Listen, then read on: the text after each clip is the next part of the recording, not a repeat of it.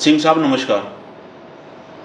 Sir ये जो भारत पाकिस्तान के बीच सीज़ फायर हुआ है, इसे आप किस नज़रिए से देखते हैं? कमल जी, आपको और आपके दर्शकों को मेरा नमस्कार, प्रणाम। देखिए, जब ये पहली बार जब मैंने सुना, उस समय मैं टेलीविज़न पे था, तो मुझे ये बताया कि अभी-अभी ट्रंप साहब का ट्वीट आया है कि दोनों देशों के बीच में ये समझौता हुआ है कि सीज़ फायर होगा। और तो पहले तो मुझे यकीन नहीं हुआ। मैंने कहा कि जब तक इसकी पुष्टि नहीं हो जाती है, तब तक मेरा बोलना कुछ ठीक नहीं होगा। लेकिन उसके बाद इसकी पुष्टि हुई और बहुत सारे हमारे जैसे लोग जो कि इस पर विश्वास करते थे कि जो इस बार जो हमारा पॉलिटिकल मिलिट्री ऑब्जेक्टिव है, वो है पाकिस्तान को तोड़ना। क्योंकि पाकिस्तान वर्तमान डीएनए के साथ हमारे लिए वो खतरा बना रहेगा। लेकिन बाद में जब 2-3 घंटे गुज़र गए, कई लोगों से मैंने बातें की, कई इनपुट्स आए, तो फिर मुझे लगा कि नहीं, ये जो हमने कदम उठाया, जो हालात हो गए थे, उसमें पहली बात कि ये सीज़ फायर हमने कोई रिटन एग्रीमेंट नहीं किया है।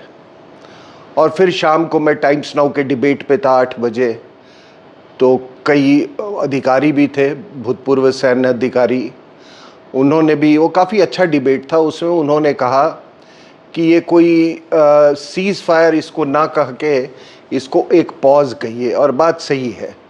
जिस समय वो डिबेट हो रहा था, उस समय भी हमारी तरफ से कार्रवाई हो रही थी, क्योंकि उन्होंने सीज़ फायर का उल्लंघन किया था। और कहाँ पे हुआ था? बहुत ताबड़तोड़ हमारे तरफ से ये हुआ था, जवाबी कार्रवाई हुई थी। मैं अभी इस समय ये नहीं बताना चाहता, एक जिम्मेदार नागरिक और विश्लेषक होने के नाते, कि कहाँ पर क्या किया गया था, लेकिन बहुत गहराई में था और बहुत ज़बरदस्त कार्रवाई हुई थी।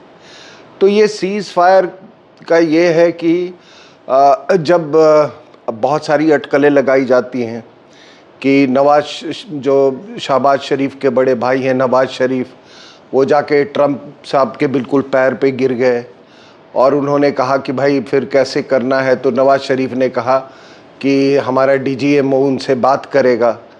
तो शायद यहाँ पर संपर्क किया गया, तो यहाँ पर मोदी साहब ने साफ कह दिया कि कोई भी ऐसा सीज़ फायर जो होगा वो हमारी शर्तों पे होगा। और जो हमने शर्तें जो डाली, वो बहुत ही सख्त शर्तें हैं।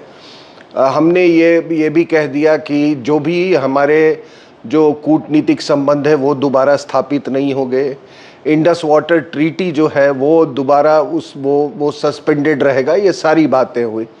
तो फिर बाद में बहुत सारा वो डिटेल्स जब परकोलेट करने लगा, जिसमें कि समय लगता है, तो फिर मुझे पता चला कि 10 तारीख के रात में आपने सुना होगा कि करीब 1:44 पे रात के आपने ये सुना होगा कि वहाँ अर्थक्वेक आ गया पाकिस्तान में। 4.1 रिक्टर स्केल, जो भी आप कहें उसको। और उसके 2 घंटे के बाद 3:40 पे फिर एक अर्थक्वेक का वो आया, और इस बार वो कहते हैं कि 5.7 रिक्टर स्केल के मैग्नीट्यूड पे था। अब वो अर्थक्वेक का तो मैंने सुना, और मैं यही सोच रहा था कि देखो, अल्लाह भी इनसे खौफ खाए बैठा है। लेकिन वो एक्चुअली में जो अर्थक्वेक था, कमल जी, वो एक हमारा ब्रह्मोस का स्ट्राइक था वो। और इस तरह से उन्होंने ध्वस्त किया वो पाकिस्तान को कि आप उसका अंदाज़ा नहीं लगा सकते।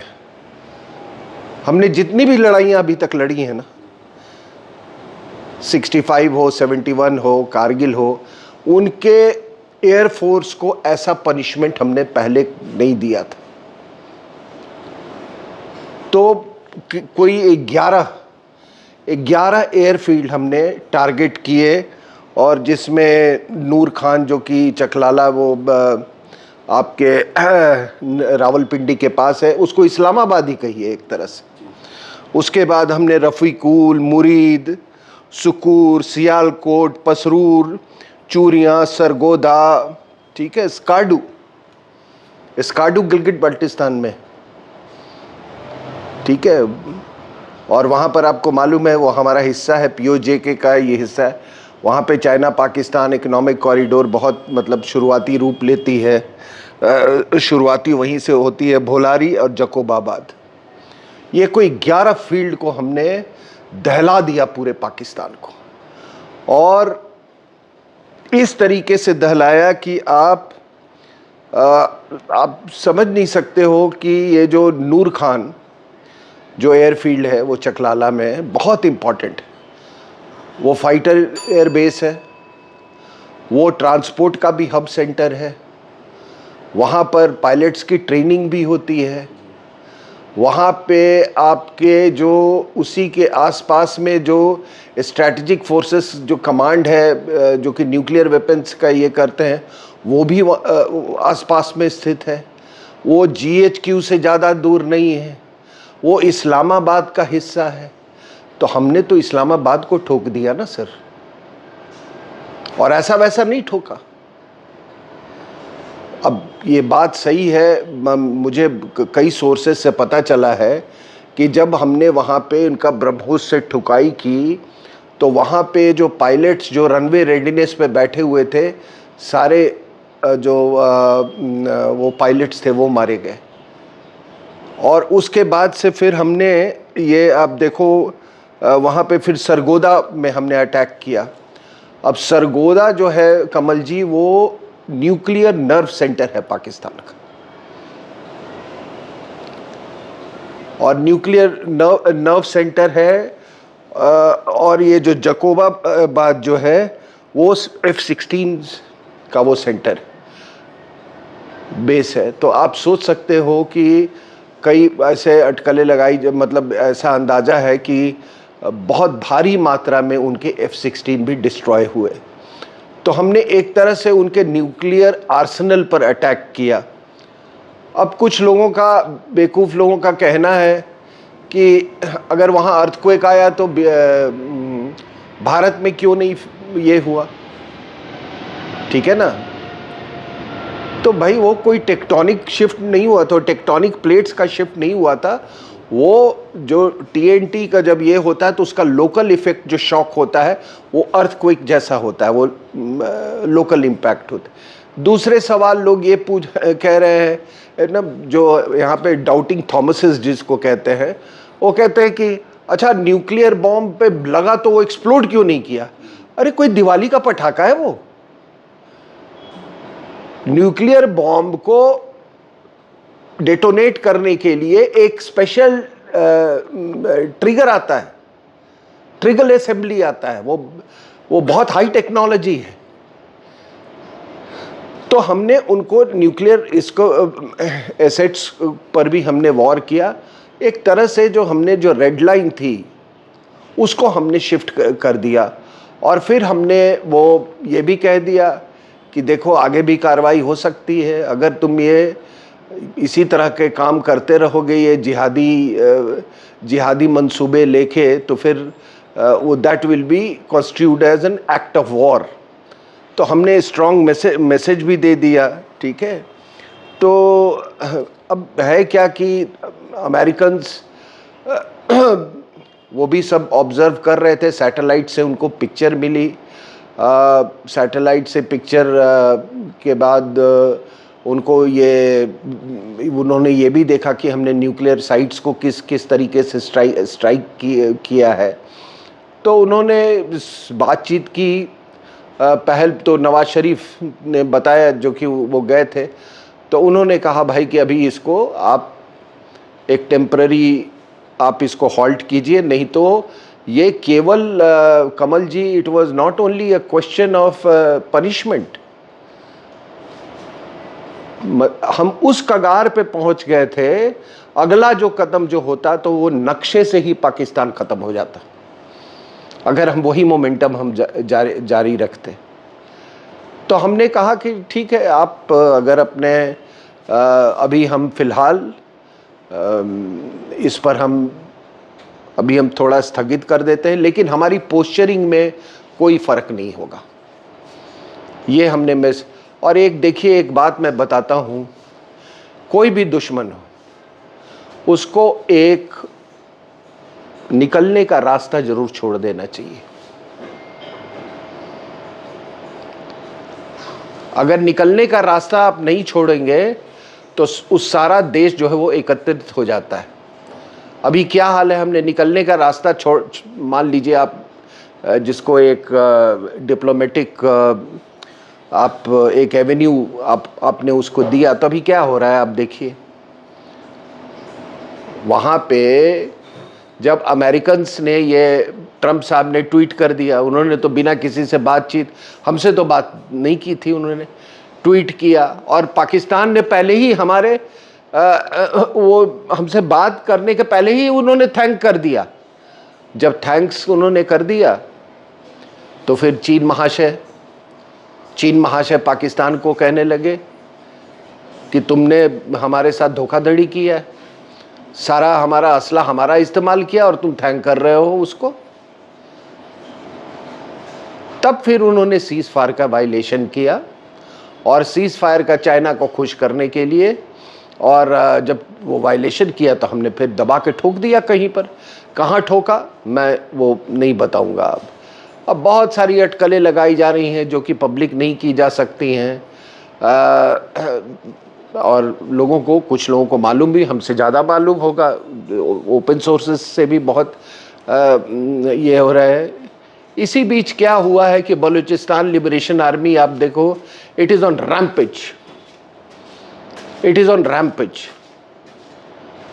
और कोई, आज तो मुझे अभी थोड़ी देर पहले कोई कह रहा था कि जो आपका जो ग्वादर पोर्ट है वो उनके कब्जे में आ गया है, BLA के कब्जे में आ गया है।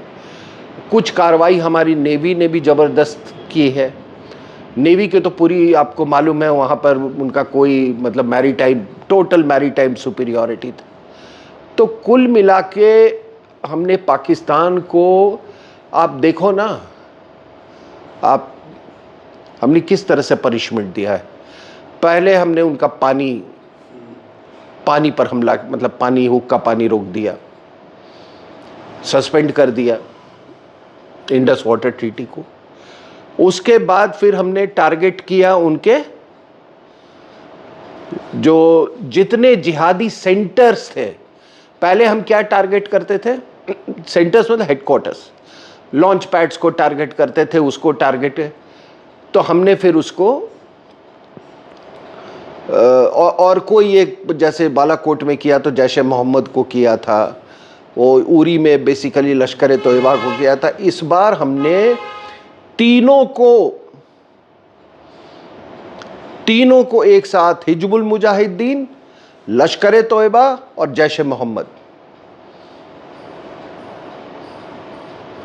मुरीद के में लश्कर तोयबा और भावलपुर में जैश ए मोहम्मद, सबको एक साथ टारगेट किया। उस पर भी जब वो नहीं माने तो फिर हमने पूरे उनके जो एयरफील्ड, जो मैंने 11 बताए, इंक्लूडिंग देयर न्यूक्लियर एसेट्स, उसको हमने वो किया। अब है क्या सर कि ये उपलब्धि आप समझिए, ऐसा तो नहीं है कि उन्होंने हम पर हमला करने की कोशिश नहीं की। पैलेस्टीनियंस के तौर पे, यूक्रेनियंस के तौर पे उन्होंने ड्रोन्स के स्वार्म भेजे, कहीं पर हमारा कोई नुकसान नहीं हुआ, क्योंकि हमारी मैं आपको बता दूं कि मुझे भी इसका एहसास नहीं था कि हमारी एयर डिफेंस सिस्टम की ये क्षमता है। पूरी दुनिया को हमने दिखा दिया और कमल जी S-400 तो छोड़ दीजिए, S-400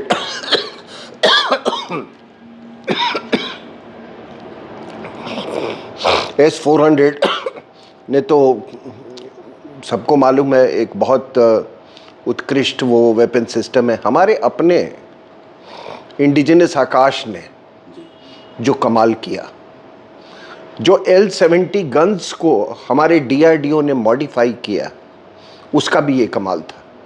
और आप देखिए कि ये कुछ हर कहते हैं ना कि हर समस्या के पीछे कोई अच्छाई छुपी रह होती है। तो जब हमारा लद्दाख के साथ स्टैंड ऑफ हो रहा था, करीब 2 साल वो स्टैंड ऑफ चला लद्दाख में, उस समय हमने ये सारे अपने AD सिस्टम्स, उसके नेटवर्क, उसके प्रोसीजर्स को हमने बिल्कुल उसको हमने मास्टर कर लिया और वो अभी काम आया है। अब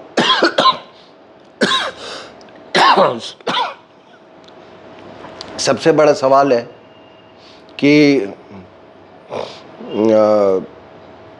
आखिर हमारा पॉलिटिको मिलिट्री ऑब्जेक्टिव क्या था? पाकिस्तान को तोड़ना?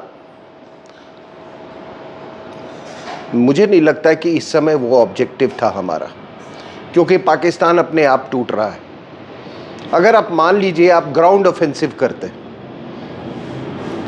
तो फिर ये सारे हो सकता ही सब इकट्ठे हो जाते, जैसा कि पहले मैंने कहा।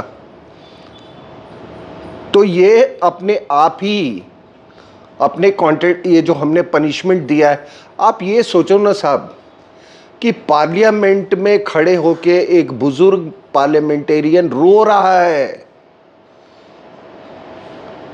अल्लाह अल्लाह अल्लाह का नाम इन्वोक कर रहा है, अल्लाह पाकिस्तान को बचाएगा। भाई अल्लाह तो सबके लिए है ना यार, अल्लाह तो बलूचीज को भी बचाएगा, अल्लाह वो तहरीके तालिबान पाकिस्तान को भी बचाएगा, वो तो सबको बचाएगा।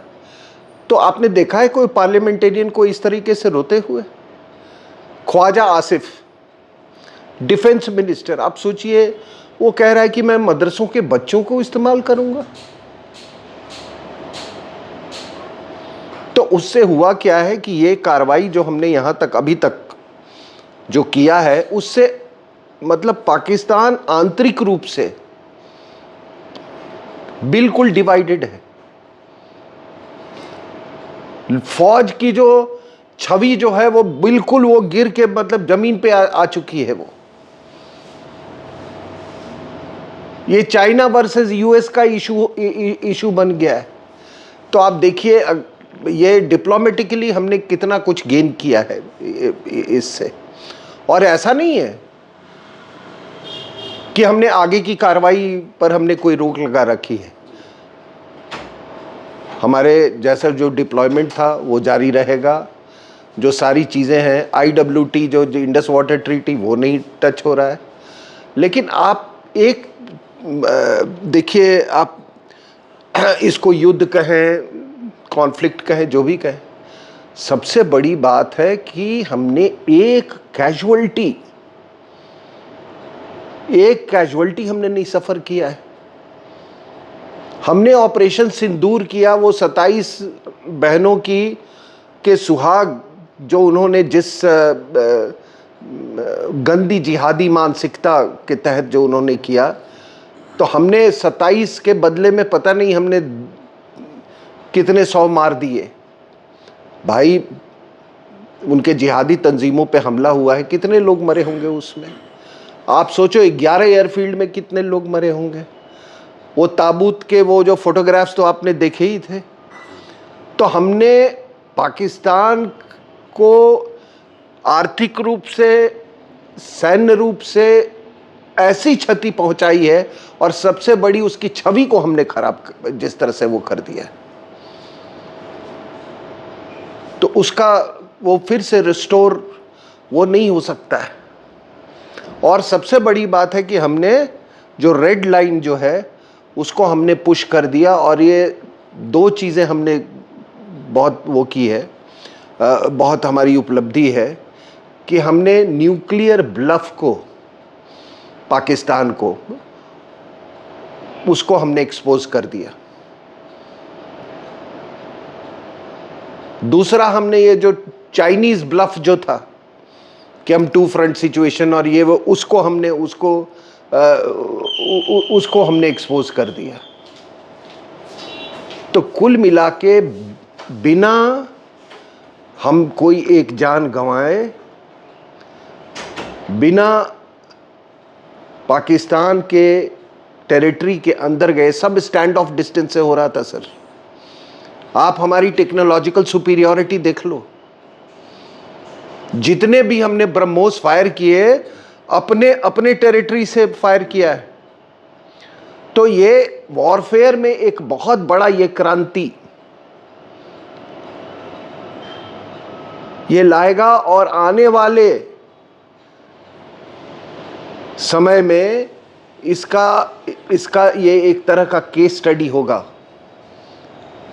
अब इसका क्या परिणाम होगा? जो हमने क्षमता दिखाई, अपनी टेक्नोलॉजिकल सुपीरियॉरिटी, अपनी ट्रेनिंग की सुपीरियॉरिटी, अपना डिप्लोमेसी का, भारत, आपको मैं कह रहा हूं, इस कार्रवाई के बाद भारत एशिया का नंबर 1 देश बनेगा, जिसको पिवट कहते हैं। ये एशिया का पिवट ये होगा, भारत होगा। तो ये तमाम उपलब्धियां हैं और मुझे बहुत गर्व है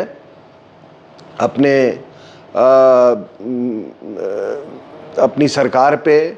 जो लोग अपने प्राइम मिनिस्टर, अपने डिफेंस मिनिस्टर, अपने foreign minister, national security adviser, जो पूरा जो सिक्योरिटी का एपरेटस है। और आप देखिए, सबसे बड़ी बात है कि आपने ये देखा, मोदी साहब ने अभी तक कुछ बोला है? उन्होंने कुछ नहीं बोला है। उन्होंने तो अपने मुंह से सीज फायर के बारे में नहीं कहा है ना कि हमने वो किया है, वो किया है। वो अभी भी अपना ऑप्शंस उन्होंने खोल के रखा है।